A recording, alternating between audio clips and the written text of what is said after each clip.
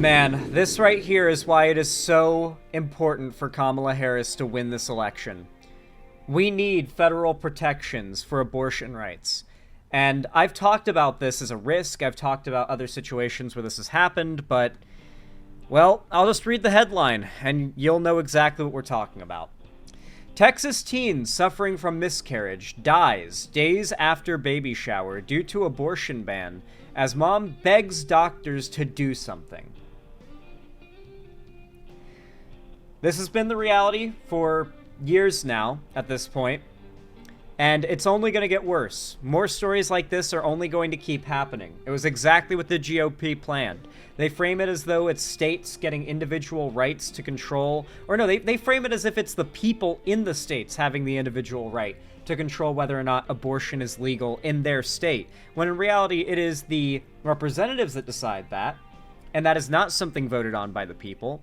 And the people who did not vote for that representative, which might make up nearly half of the population of those states, have to live through these restrictions regardless.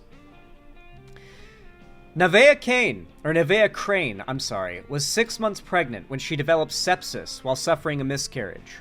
The 18-year-old went to the emergency room 3 times with severe symptoms, and doctors had to confirm fetal demise, quote-unquote, before intervening. She died hours later in the intensive care unit. That's right, guys. For those who don't know, regardless of the state of the mother's health, in the majority of these red states where they have banned abortion, the baby inside has to already be dead before they can perform an abortion, which oftentimes leads to the death of the mother before the doctors are allowed to do anything to save the mother. It was all part of the plan, guys. This was always the plan with their whole quote-unquote compromise.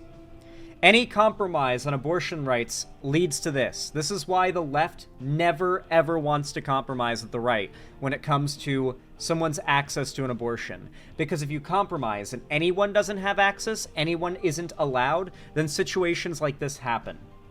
And the law should not enable innocent mothers dying.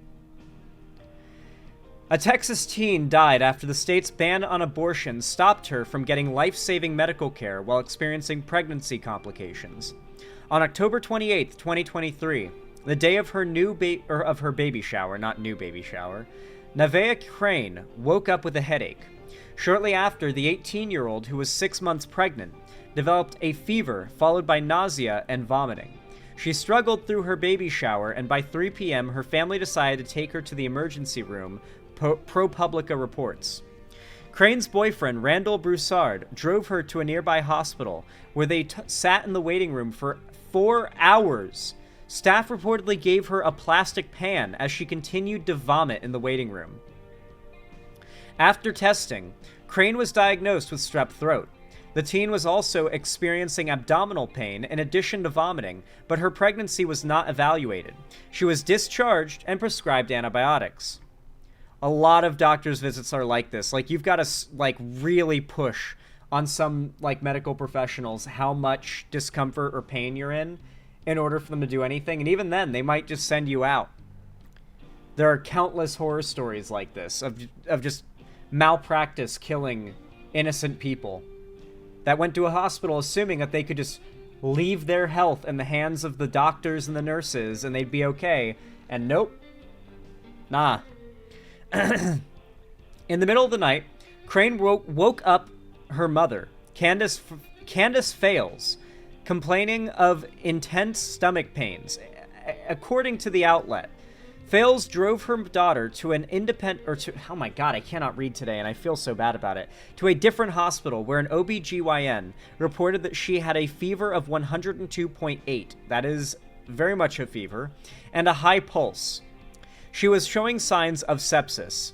Sepsis is a serious condition in which the body responds improperly to an infection, according to the Mayo Clinic. It can lead to septic shock and death. In a typical year, at least 1.7 million adults in the U.S. develop sepsis, and nearly 270,000 die from the infection, according to the Centers for Disease Control and Prevention. Crane was given IV fluids and antibiotics for 2 hours, but her condition continued to decline. In addition to strep, she also had a urinary tract infection. However, a nurse checked that her baby had a heartbeat, so she was free to be discharged from the hospital with more antibiotics. They only cared that the baby had a heartbeat, because that was the only realistic thing that they'd be held liable for if something changed. Was if the baby's heartbeat stopped while they were in that doctor's office, they'd be in some big-ass trouble with the state. It's both why the doctors weren't willing to do anything more, and why the doctors just sent her right on out the way, and they didn't want to do too much with her, because if that baby died while inside of her, it could have been very quickly made into a big political thing to try and charge, and perhaps even really pursue politically whatever doctor had been framed as responsible for it. "It's bullshit," Fales said, per the outlet, as Crane had to be taken home in a wheelchair because she was unable to walk. The following morning, Crane cried in pain to her family, and by 9 a.m., she was back at the hospital after she started experiencing heavy bleeding. She was suffering a miscarriage. Medical staff started Crane on IV antibiotics, and the OBGYN on duty also reported that she couldn't find a fetal heartbeat at the time. Fales told the outlet that a half hour later, she noticed her daughter's thighs were covered in blood. "Do something," Fales pleaded with the doctors. The near-total ban on abortion in Texas meant the doctors couldn't do anything to remove the unviable fetus unless Crane's life was at risk.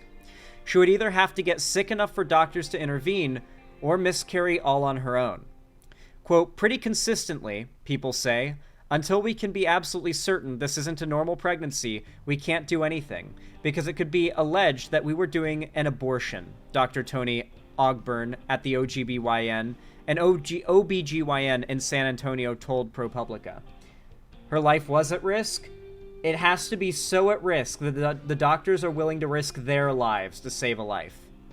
That's the whole point of what this Republican compromise by getting rid of Roe v. Wade was all about. Because there is no compromise in this issue.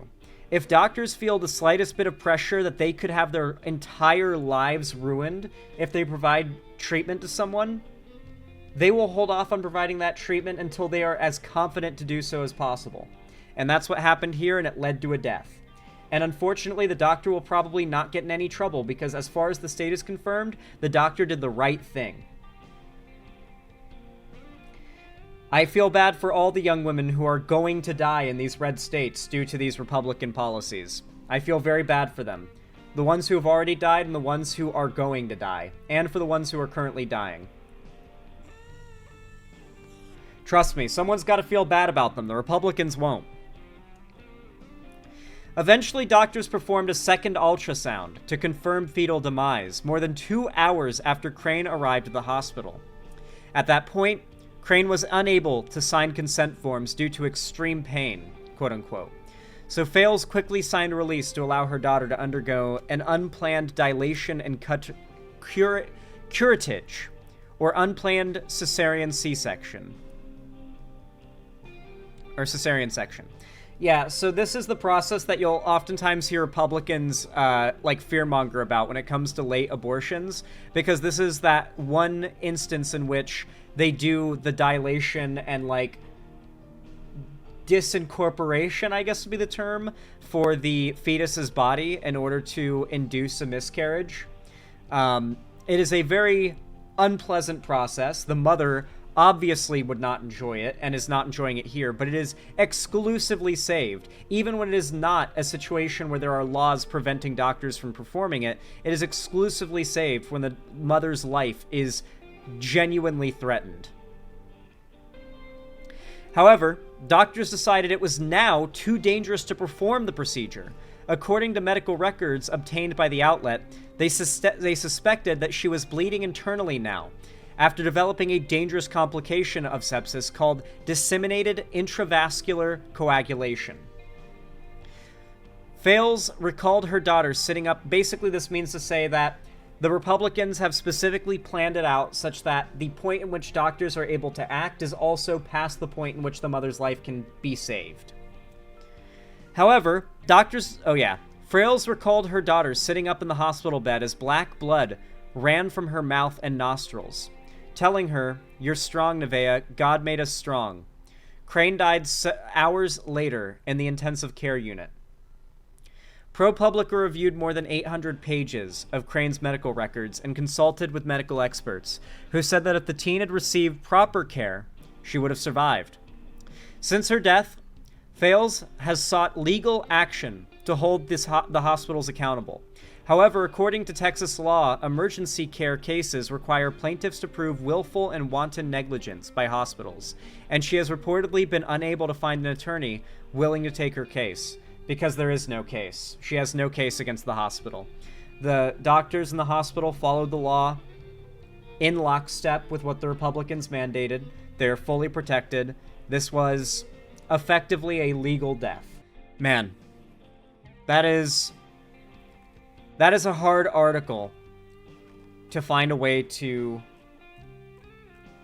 end off on. All I can really think to say is, fuck Republicans.